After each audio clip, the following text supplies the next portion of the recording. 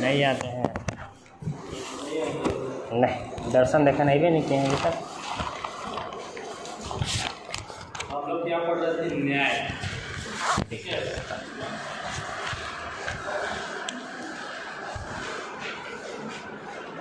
प्लेटो के न्याय सिद्धांत की विशेषता हो गया था जी। विशेषता के बाद आता है आलोचना।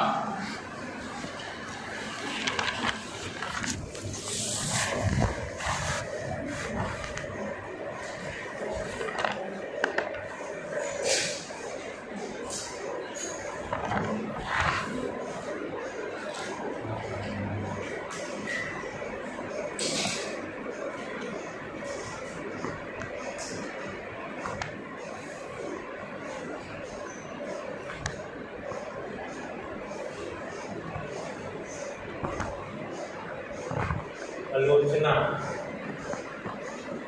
मतलब प्लेटो का जो न्याय है, न्याय का जो सिद्धांत है उसकी क्या क्या दोष है। ठीक है, हम लोग क्या करेंगे? उसके न्याय के दोष निकालेंगे। ठीक है, मतलब उसके नकारात्मक पक्ष क्या है। ठीक है, दोष को हम लोग जब निकालेंगे तो क्या करेंगे? उसकी आलोचना करेंगे। ठीक है, आलोचना। ठीक है, यानी कि दोष, प्लेटो के न्याय सिद्धांत की आलोचना। ठीक है,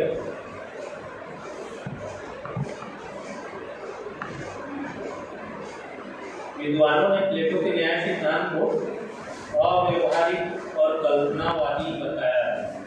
प्लेटो का जो न्याय सिद्धांत है वो क्या है? कल्पना पे आधारित है।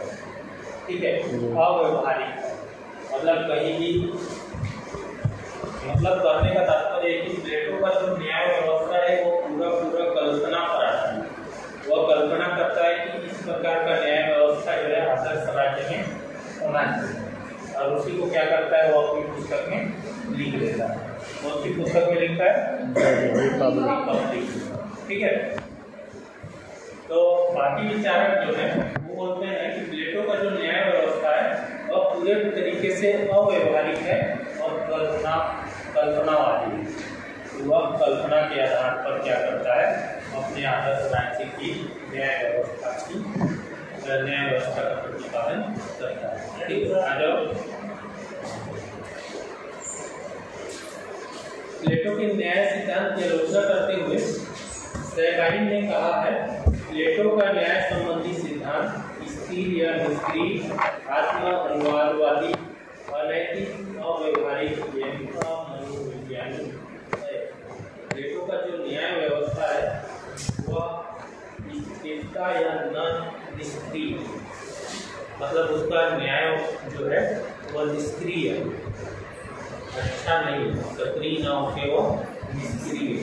ठीक है, दूसरा बोला गया है ये आत्मा अनुवादी है, मतलब ये पूरी तरीके से ये आत्मा, मतलब ये शरीर के अंदर ही आत्मा पर आधारित है। ठीक है, एक तरीके से अनैतिक है, मतलब एक तरीके से अनैतिक है, सही नहीं है। और आगे दिया है अव्यवहारिक एवं अमनोवैज्ञानिक, मतलब ये एक तरीके से इसको अपनाया नहीं जा सकता, यह मनोविज्ञान पर आधारित नहीं है, ये केवल और केवल कल्पना पे आधारित है। इसका न्याय है।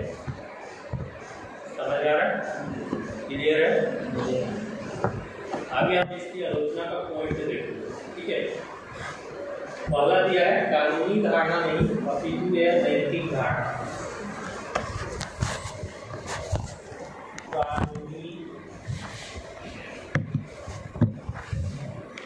धारणा नहीं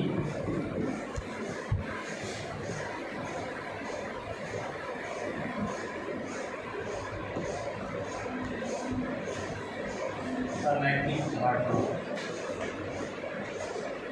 एक अनैतिक धारणा।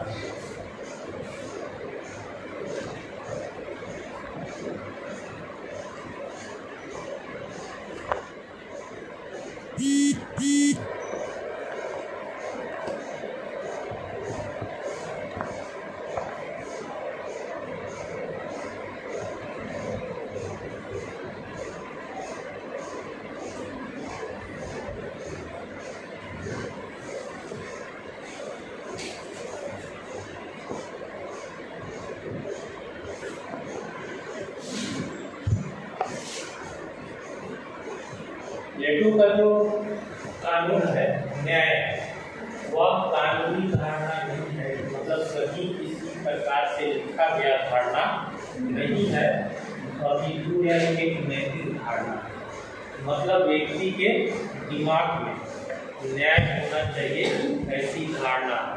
ठीक है, प्लेटो का न्याय व्यवस्था कानूनी धारणा नहीं है, अपितु एक नैतिक धारणा।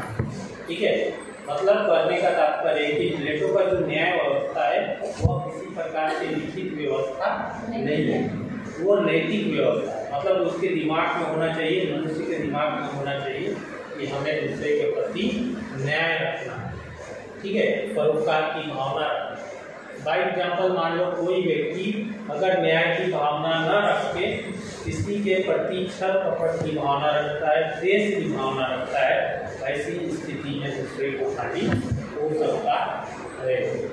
ठीक है, प्लेटो का न्याय जो है कानूनी धारणा नहीं है, एक अनैतिक धारणा है। प्लेटो बोलता है कि लोग के दिमाग में होना चाहिए कि हमें दूसरे के प्रति क्या करना है, न्याय करना है। ठीक है, अगर किसी व्यक्ति के अंदर अगर न्याय नहीं है, न्याय करने की धारणा नहीं है, गलत कदम उठा लेता है, उसके लिए किसी भी प्रकार का कानूनी सजा का प्रावधान नहीं है। ठीक है, मान लो हम लोग क्या करते हैं, हम लोग क्या है, हमारे अंदर कानूनी धारणा, नैतिक धारणा के साथ कानूनी धारणा, अगर हमारे अंदर किसी के प्रति द्वेष की भावना है, अगर किसी को हम नुकसान पहुंचाने का सोचते हैं, उससे पहले हमारे अंदर क्या आता है, कानूनी धारणा आता है। हम किसी को नुकसान पहुंचाएंगे तो कानून क्या करेगा, हमें सजा देगा। ठीक है, सजा देगा, यह भावना हमारे अंदर आता है। लेकिन प्लेटो का जो न्याय है उसमें कानूनी धारणा नहीं है, अनैतिक धारणा। ठीक है, प्लेटो बोलता है कि हर व्यक्ति के दिमाग में होना चाहिए कि हमें दूसरे के प्रति न्याय रखना। अगर व्यक्ति के अंदर न्याय नहीं है, नैतिक धारणा नहीं है, उसके लिए कोई भी सजा का प्रावधान नहीं बताया। एक तरीके से कहते हैं, कर सकते हैं कि प्लेटो की जो धारणा है, न्याय धारणा, वह कानूनी धारणा नहीं है, वह क्या है, अनैतिक धारणा। ठीक है, समझ में आया, क्लियर है, कोई डाउट है इसमें? दूसरा भी है इसमें लिखा है, ध्यान देना, प्लेटो का न्याय सिद्धांत न होकर अनैतिक एवं सद्गुणों का सिद्धांत है। मतलब ये प्लेटो का जो न्याय सिद्धांत है वो नैतिक व सद्गुण का सिद्धांत, सद्गुण यानी कि सत्यता का सिद्धांत। ठीक है, मतलब मेरे अंदर अगर सत्यता का गुण है तो मैं दूसरे के अंदर क्या करूँगा, दूसरों को के प्रति परोपकार की भावना रखूँगा।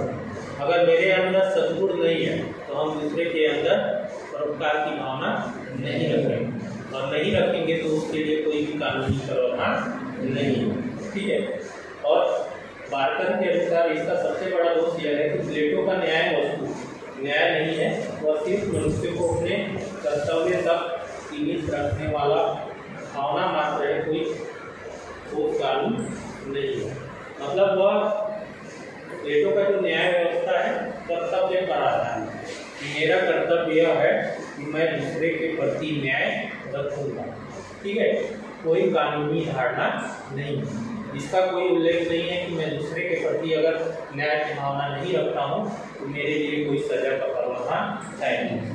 इसका कोई भी उल्लेख प्लेटो के आदर्श राज्य में नहीं है, प्लेटो के न्याय आदर्श राज्य के न्याय सिद्धांत में नहीं है। क्लियर है, मतलब पूरी तरीके से कानूनी धारणा नहीं है। ठीक है, दूसरा इसमें बोला गया है, दूसरी आलोचना, दार्शनिक वर्ष को समझ शक्ति प्रदान करना अनुचित है। दार्शनिक वर्ष को समझ शक्ति प्रदान करना अनुचित है।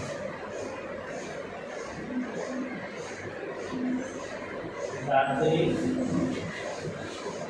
वर्ष को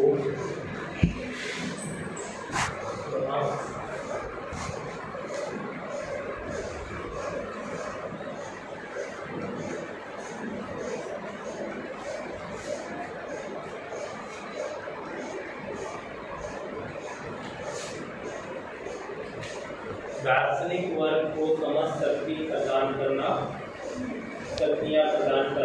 अनुचित।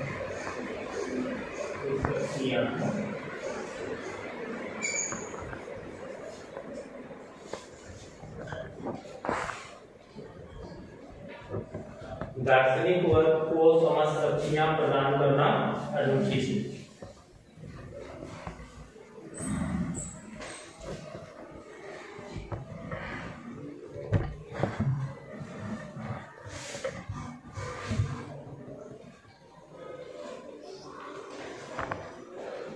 दार्शनिक वर्ग को समझ शक्ति प्रदान करना अनुचित।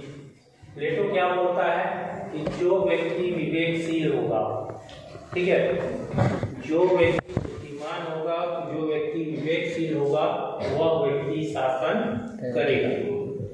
यही बोलता है ना प्लेटो जी, ठीक है। तो जरूरी नहीं है कि जो व्यक्ति विवेकशील है, सत्ता प्राप्त करने के बाद, उसके हाथ में सत्ता आ जाने के बाद वो विवेकशील हो, इसकी कोई गारंटी नहीं है। अच्छा से अच्छा विद्वान, अच्छा से अच्छा बुद्धिमान व्यक्ति, अच्छा से अच्छा विवेकशील व्यक्ति जब उसके हाथ में सत्ता आता है तो क्या हो जाता है, निरंकुश हो जाता है, स्वेच्छाचारी हो जाता है, ठीक है। मतलब कहने का तात्पर्य है कि इसकी कोई गारंटी नहीं है कि अगर एक व्यक्ति, जो व्यक्ति विवेकशील है, अगर उस व्यक्ति के हाथ में सत्ता आ जाए तो इसकी कोई गारंटी नहीं है कि वो भ्रष्ट नहीं होगा, वह भ्रष्ट हो सकता है। जरूरी नहीं है, गारंटी नहीं है कि जो व्यक्ति विवेकशील है, आज जो व्यक्ति विवेकशील है, जो व्यक्ति परोपकार की भावना रखता है, सत्ता उसके हाथ में आ जाने के बाद वो वैसे ही रहेगा। क्योंकि व्यक्ति का हृदय क्या होता है, परिवर्तनशील होता है। वह क्या होता है, बदलते रहता है, परिवर्तनशील होता है, ठीक है। जरूरी नहीं है कि आज वो ईमानदार है तो वह सत्ता प्राप्त करने के बाद भी ईमानदार रहे, भ्रष्ट भी हो सकता है। आज जैसे हम लोग देखते हैं एक प्रधानमंत्री हो या मुख्यमंत्री हो, सत्ता प्राप्त करने के लिए बड़ी बड़ी घोषणाएं करता है, अच्छा काम करने का वादा करता है, सत्ता आ जाने के बाद वो क्या हो जाता है, बदल जाता है, ठीक है। इसकी कोई गारंटी नहीं है कि प्लेटो का जो दार्शनिक वर्ग होगा वह अच्छा कार्य करेगा, ठीक है। इसलिए दार्शनिक वर्ग को समझ शक्ति प्रदान करना क्या है, सही नहीं है। प्लेटो बोलता है केवल एक वर्ग शासन करेगा, ठीक है। जब एक वर्ग शासन करेगा तो उसके हाथ में समझ शक्तियां चली जाएंगी, और जब समझ शक्तियां चली जाएंगी तो जाहिर सी बात है वह भ्रष्ट हो सकता है, करप्ट हो सकता है। क्लियर है? मतलब दार्शनिक वर्ग को समझ शक्ति प्रदान करना अनुचित है, गलत। क्लियर है? कोई डाउट नहीं है इसमें? तीसरा बोला गया है सिर्फ कर्तव्यों से संबंधित सिद्धांत, सिर्फ कर्तव्यों से संबंधित सिद्धांत।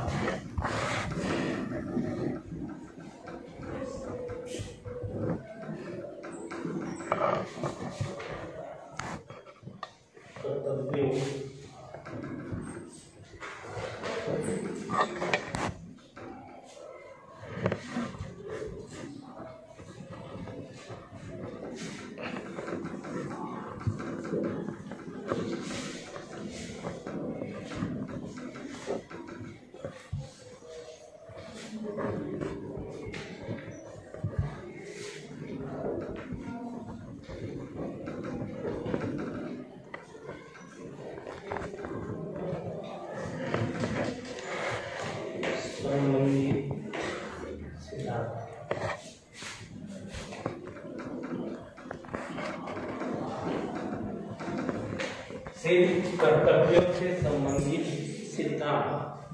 प्लेटो का जो न्याय सिद्धांत है केवल कर्तव्यों पर आधारित। प्लेटो जी केवल अपने न्याय के सिद्धांत में कर्तव्य की बात करता है, अधिकार की बात नहीं करता है, ठीक है। मतलब इसने क्या किया है, अधिकार का उल्लंघन किया है, ठीक है। मतलब कहने का तात्पर्य है कि हम केवल कर्तव्य की बात करें, हमारा कर्तव्य है कि हम दूसरे के प्रति न्याय करें, दूसरे के प्रति परोपकार की भावना रखें, दूसरे के प्रति न्याय सोचें। ठीक है, केवल वह कर्तव्य की बात किया है, अधिकार की बात नहीं किया है कि हमारे क्या अधिकार है। ठीक है, केवल हमको अपने कर्तव्य का पालन करना, मतलब केवल देने का बात करता है, लेने का बात नहीं करता। ठीक है, कर्तव्य के साथ अधिकार भी होना चाहिए। ठीक है, प्लेटो का जो न्याय सिद्धांत है वह सिर्फ कर्तव्यों से संबंधित सिद्धांत है, उसमें अधिकारों की बात नहीं करता है, जो कि गलत है। इसमें दिया प्लेटो का न्याय संबंधी सिद्धांत इसलिए भी अपूर्ण है क्योंकि यह लोगों के कर्तव्य की ही बात करता है, अधिकारों की नहीं करता। न्याय की प्राप्ति हेतु व्यक्ति को राज्य में इस प्रकार विलीन कर देना चाहिए कि विकास हेतु हानिप्रद है। मतलब कहने का तात्पर्य है कि जब हम केवल कर्तव्य की बात करते हैं, अधिकार की बात नहीं करते हैं, ऐसी स्थिति में कोई भी राज्य सुचारू ढंग से नहीं चल सकता। अगर हम अधिकार की बात नहीं करते हैं तो कोई भी राजा जो है अपने हिसाब से शासन चलाएगा और लोग जो है केवल उसके हाथ की कठपुतली बन जाएगा, क्योंकि हम केवल अपने कर्तव्य की बात कर रहे हैं, देने की बात कर रहे हैं, लेने की बात नहीं कर रहे हैं। ठीक है, हमारा भी कुछ कर्तव्य अधिकार है, हमारे कर्तव्य के साथ हमारे भी अधिकार है, हमें भी कुछ मिलना चाहिए। हमारा ये अधिकार होना चाहिए कि हम ये काम को स्वतंत्र रूप से करें, इसकी हम अगर गलत शासन अगर गलत कर रहा है तो हम उसका विरोध करें, ये हमारा अधिकार ऐसा होना चाहिए ना। इसका कोई उल्लेख प्लेटो अपने पुस्तक में या न्याय सिद्धांत में नहीं किया है, केवल कर्तव्य से संबंधित सिद्धांत की बात करता है, अधिकारों की बात प्लेटो नहीं करता है। क्लियर है जी? इसमें कोई डाउट नहीं है? क्लियर है ना चंद्रशेखर? उधर पीछे जहां भी समझ में ना आए पूछ लेना। ठीक है, उसको जो बोल रहा हूँ उसको अगर समझ में ना आए तो इसके सामने भूल जाओगे तो इसके सामने डेट डाल के एक शब्द में लिख सकते हो। ठीक है, बाकी टाइम पे अगर तुमको कभी मैं पूछता हूँ तो थोड़ी सी झट से बता दो अपने शब्दों में समझने के लिए ये पॉइंट क्या बोल रहा है। ठीक है, पॉइंट अगर समझ गए अंदर क्या लिखना है आप लोग आसानी से समझ जाए। ठीक है, क्योंकि सेकेंड ईयर आ गए हो उन लोग को समझ में आ जाना चाहिए। ठीक है, पॉइंट समझ गए तो अंदर क्या लिखना है आपको समझ में आ जाएगा। अगर पॉइंट अभी समझ जा रहा है, आपको लगता है कि नहीं मेरे को समझ में आ गया, फिर भी एक लाइन में आप लिखो अपने शब्दों, क्योंकि मेरे को पता है कि घर जाके तुम लोग खोल के नहीं देखोगे। ठीक है जी, कोई भी ईमानदारी से बताओ खोल के देखता है? जाके कॉपी जो पढ़ाता हूँ उसको लिखते हो, उसको कोई भी नहीं देखते। मैं बता रहा हूँ, लड़कियां जाती होंगी घर में खाना बनाती होंगी, बर्तन धोती होंगी, सुबह के रूप से वही काम करेंगी और इनको पुस्तक पकड़ के खोले। ठीक है, आप लोग भी नहीं देखते, लड़के लोग जाते होंगे, घूमते होंगे, फिर पुस्तक कापी पकड़ के कॉपी पकड़ के खोल। ठीक है, और यहाँ मैं खड़ा करके पूछ दूँ फिर चुपचाप खड़े हो जाओ। ठीक है, इसके लिए मैं बोल रहा हूँ कि आप अगर जो कॉपी बनाए हैं उसमें एक पॉइंट अगर मैं बता रहा हूँ तो उसको लिखो। ठीक है, एक शब्द तुम्हारे भाषा में लिखो ताकि तुमको समझ में आए। जब भी मैं पूछूं या कोई भी तुमको जरूरत पड़े, ठीक है, तुमको समझ में आ जाएगी कि ये पॉइंट क्या होगा। और जब पॉइंट समझ में आ गया तो अंदर क्या लिखना है आपको बड़ा बड़ा फेंक के लिख सकते हो, 5 पन्ना 10 पन्ना लिख सकते हो। इससे एक पॉइंट का आप 1 पन्ना बना सकते हो। लेकिन शर्तें हैं कि ये पॉइंट आपको समझना पड़ेगा, ये पॉइंट क्या होगा, तभी आप इसके अंदर लिख सकते हैं। ठीक है, और इसके अंदर क्या लिखना है वो आपको लिखना पड़ेगा केवल इसके पॉइंट को बताऊंगा। ठीक है, पॉइंट समझ गए मतलब आपको समझ में आ जाना चाहिए कि अंदर क्या लिखना। ठीक है, आगे दिया है तो इतना क्लियर है, इतने में कोई डाउट नहीं है। पांचवा, मानव एवं समाज का सभी विकास असंभव। चौथा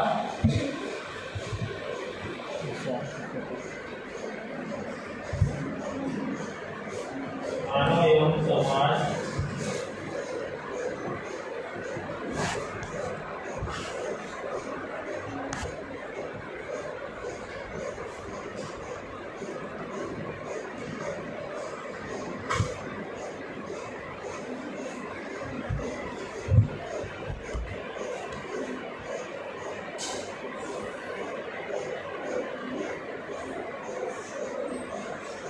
दिख रहा है, इधर आ जाओ, इधर बैठ जाओ।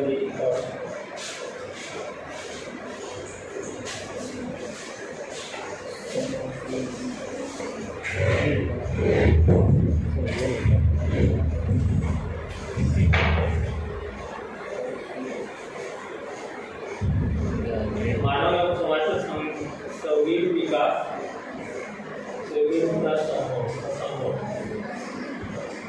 असंभव।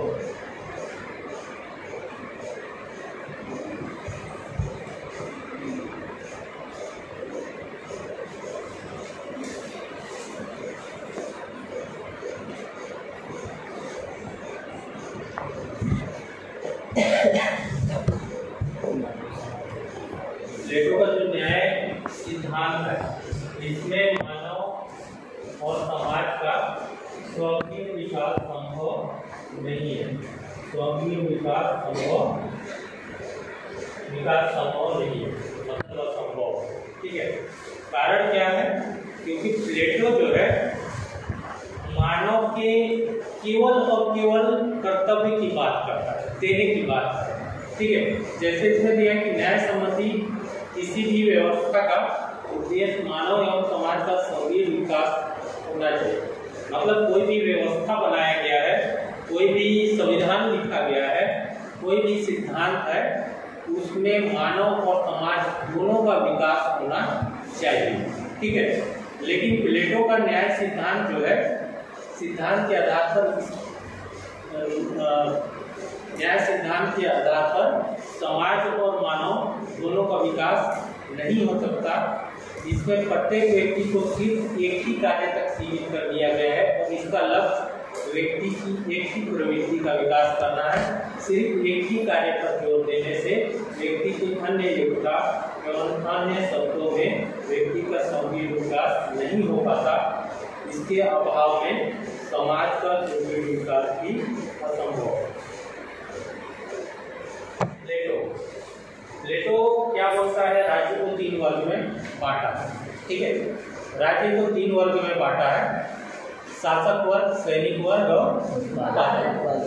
ठीक है, और इन लोगों को 3 वर्ग के बाद जो शासक वर्ग है वो शासन करेगा, सैनिक वर्ग का है वो सुरक्षा करेगा और जो उत्पादक वर्ग है वो उत्पादन का कार्य देखेगा। और इसके बाद प्लेटो बोलता है कि इनके अलावा कोई भी व्यक्ति दूसरे वर्ग के कार्यों में हस्तक्षेप नहीं करता। ठीक है, अब इसमें ये है, कहने का तात्पर्य है कि जब 3 वर्ग में बांटा गया है तो प्लेटो का जो न्याय का सिद्धांत है, इस सिद्धांत में मानव और समाज का सर्वांगीण विकास नहीं हो सकता। क्यों नहीं हो सकता? कारण ये है कि जो उत्पादक वर्ग में है, जरूरी तो नहीं है कि वह उसके अंदर सैनिक वर्ग में जाने की क्षमता नहीं है।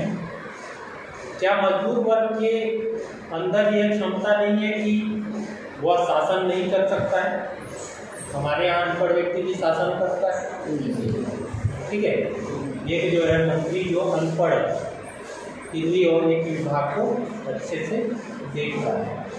ठीक है, तो केवल शिक्षा के आधार पर 3 वर्गों में बांट देना सही नहीं है।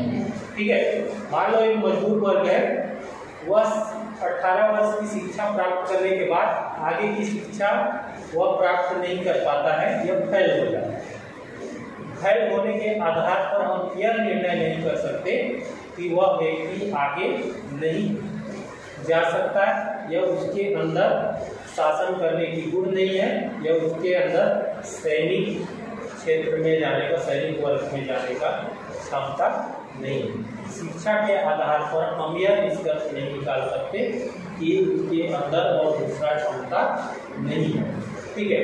और प्लेटो क्या करता है, जो व्यक्ति 18 वर्ष के बाद फेल हो जाता है उसको मजदूर वर्ग में रखता है, तो उसके अंदर जो क्षमता है, बाकी क्षमता है, वह क्षमता वहीं के वहीं समाप्त हो जाती है।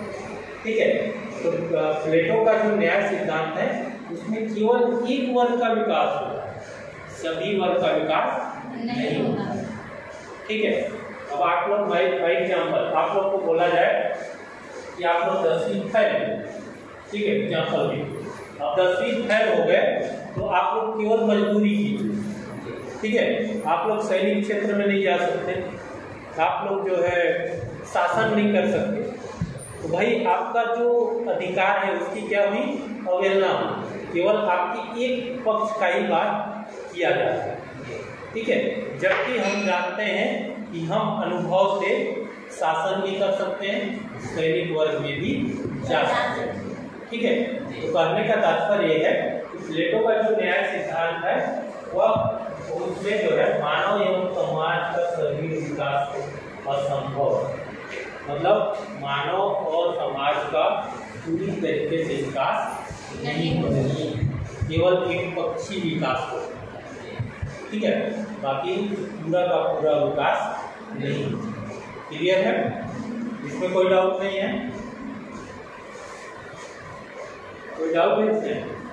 एक बार फिर जैसे एग्जाम्पल हल, प्लेटो क्या बोलता है, 3 वर्ग में बांटता है।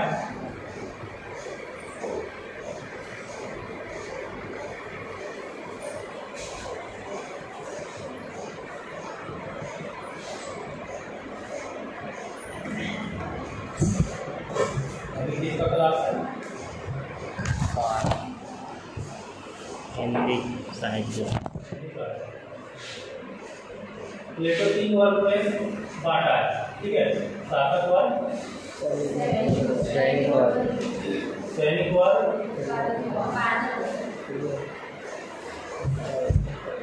उत्पादक वर्ग। ठीक है। सैनिक वर्ग में कौन होगा? सुरक्षा, बुद्धिमान व्यक्ति। ठीक है। 3 वर्ग में राज्य को बांटता है। ठीक है। बुद्धिमान व्यक्ति क्या करेगा? शासन करेगा। जो शरीर से मजबूत होगा, जिसके अंदर बल होगी, वो क्या करेगा?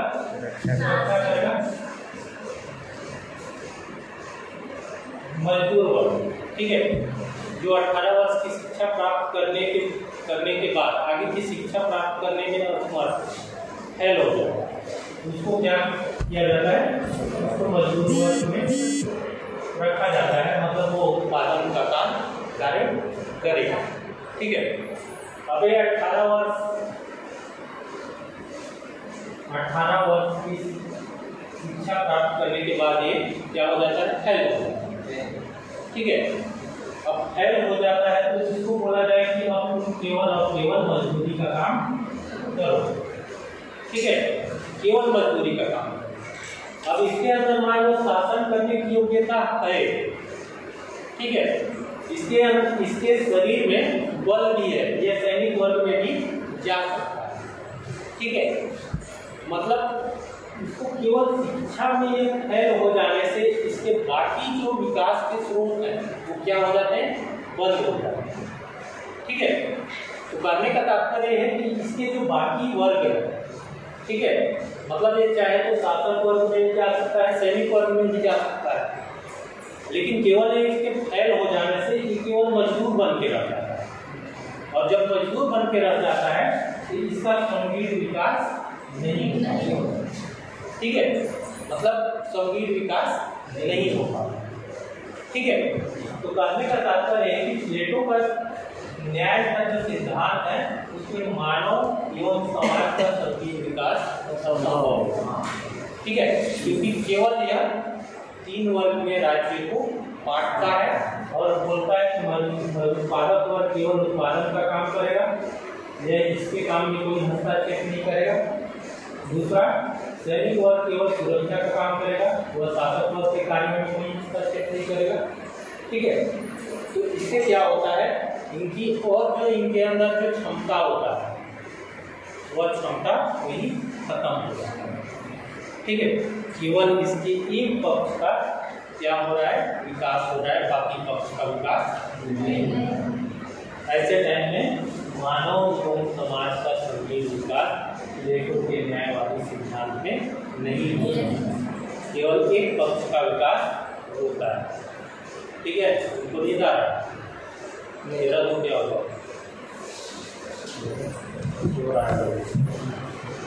रात को क्या कर रहे थे,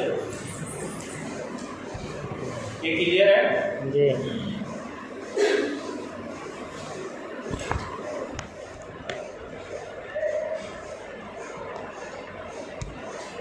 क्लियर हुआ है जी? इसमें कोई डाउट नहीं है? नहीं।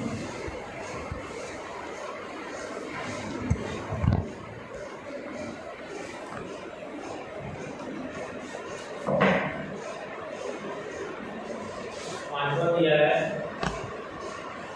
सामान्य जन।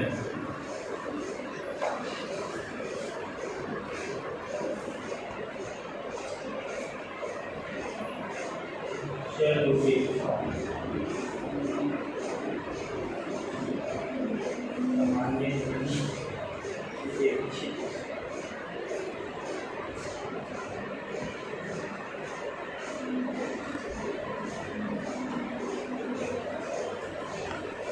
सामान्य जन उपेक्षा करना। ठीक है, मतलब किसी एक वर्ग को हम ध्यान नहीं देते। ठीक है, तो इसमें क्या हुआ, हम उसका क्या किए, उपेक्षा की। ठीक है, कहने का तात्पर्य है कि प्लेटो क्या करता है, शासक वर्ग और सैनिक वर्ग को ध्यान देता है और बाकी जो वर्ग है उस वर्ग को क्या करता है, ये अनदेखा करता है। ठीक है, शासन वर्ग शासन करेगा और सैनिक वर्ग सुरक्षा करेगा। ठीक है, और जो राज्य के एक तिहाई भाग है जो मजदूर वर्ग, उसकी क्या करता है, उपेक्षा करता है कि तुम केवल उत्पादन काम करो। तुम 18 साल की शिक्षा प्राप्त करने के बाद तुम फेल हो गए, आगे नहीं पढ़ पाए, तो जाओ साले तुम मजदूरी करो। ठीक है, मतलब हम क्या किए, उसने क्या किया, वो उपेक्षा किया। ठीक है, उन लोग का। और जब उपेक्षा किया जाता है तो यहाँ पर ये क्या हो जाता है, प्रजातंत्रीय तंत्र का विरोधी हो जाता है। ठीक है, जब हम किसी एक पक्ष को छोड़ देते हैं, ठीक है, और दूसरे पक्ष को महत्व देते हैं, ऐसे में क्या होता है, प्रजातंत्र का हम विरोध करते हैं। ठीक है, प्रजातंत्र में क्या होता है, सभी को समान अवसर, सभी क्षेत्र में काम करने का अधिकार का, कर्तव्य का समान अवसर मिलता है, चाहे वो किसी भी वर्ग का, चाहे वो निर्धन वर्ग हो, गरीब हो, अमीर हो, सभी को समान अवसर मिलता है। ठीक है, लेकिन यह क्या करता है, 3 वर्ग में बांट देता है और 3 वर्ग में बांटने के बाद ये क्या करता है, एक वर्ग को उपेक्षित करता है, जो क्या है, प्रजातंत्रीय तंत्र के विरुद्ध है। ठीक है, समझ में आ रहा है? केवल 2 पक्ष की बात करता है, एक पक्ष को ये उपेक्षित करता है। ठीक है, मतलब एक प्रजातंत्र के विरुद्ध है, मतलब लेके चलना है सभी को, साथ लेके चलना चाहिए, मजदूर हो चाहे शासक हो चाहे सैनिक हो, सभी वर्ग को समान अवसर मिलना चाहिए, लेकिन ये 3 वर्ग में बांट दे। ठीक है, मतलब ये प्रजातंत्रीय शासन का क्या करता है, विरोध करता है, विरोध। ठीक है, क्लियर है, इसमें कोई डाउट नहीं है। सिद्धांत का विरोधाभास।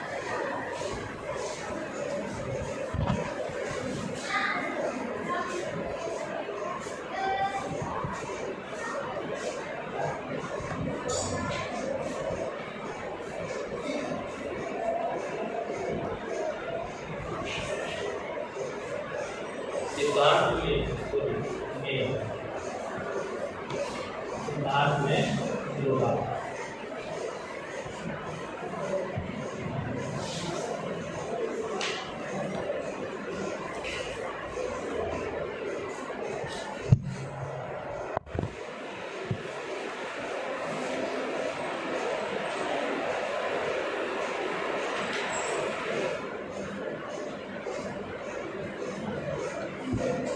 सिद्धांत में विरोधाभास। ठीक है,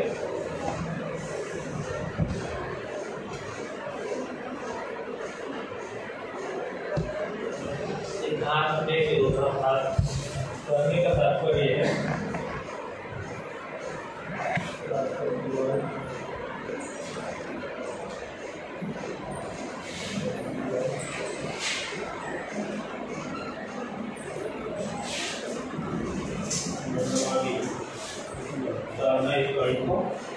जैसे प्लेटो का बोलता है कि कोई भी वर्ग जो है दूसरे वर्ग के कार्यों पे हस्तक्षेप नहीं करेगा। ठीक है, एक और बोला हुआ दूसरे के कार्यों पे हस्तक्षेप नहीं करेगा। लेकिन दूसरी ओर क्या बोलता है कि शासक वर्ग जो है सैनिक वर्ग और उत्पादक वर्ग के ऊपर नियंत्रण बना के रखेगा। ठीक है, मतलब एक साइड से क्या बोल रहा है कि कोई भी एक वर्ग जो है दूसरे वर्ग के कार्यों पे हस्तक्षेप नहीं करेगा, और दूसरी ओर बोलता है कि शासक वर्ग सैनिक वर्ग और उत्पादक वर्ग के ऊपर नियंत्रण बना के रखेगा। मतलब एक ओर बोल रहा है कि हस्तक्षेप नहीं करेगा और दूसरी ओर बोल रहा है कि हस्तक्षेप करना। ठीक है, मतलब कहने का तात्पर्य है कि इसके सिद्धांत में क्या है, विरोधाभास। समझ में आ रहा है? एक ओर बोल रहा है कि कोई भी वर्ग जो है दूसरे वर्ग पे हस्तक्षेप नहीं करेगा, और दूसरे ओर बोलता है कि एक शासक वर्ग जो है सैनिक वर्ग और उत्पादक वर्ग के ऊपर नियंत्रण बना के रखेगा। नियंत्रण बना रहा है मतलब उसके कार्य में क्या कर रहा है, हस्तक्षेप। ठीक है, मतलब इसके सिद्धांत में क्या है, विरोधाभास। ठीक है, मतलब हम तुम्हारे कार्य में हस्तक्षेप नहीं कर रहे, तुम भी हमारे कार्य में हस्तक्षेप मत करो। ठीक है, लेकिन एक साइड प्लेटो बोलता है कि हस्तक्षेप नहीं करना है, दूसरी ओर बोलता है कि राजा जो है सैनिक वर्ग और उत्पादक वर्ग के ऊपर नियंत्रण करेगा। ठीक है, जब दोनों साइड से बात किया जाता है तो सिद्धांत में क्या होता है, विरोधाभास। विरोध की स्थिति पैदा होगी। ठीक है, क्लियर है? इसके बाद 2 पॉइंट और बच जा रहा है, तो कल पढ़ेंगे। समझ में आ रहा है? इतना धीरे पढ़ा आपको समझ में आ रहा है। ठीक है, अब दिमाग में नहीं घुसेगा तो फर्स्ट ईयर में डंडा रखा है, लाओ लाओ सब जी।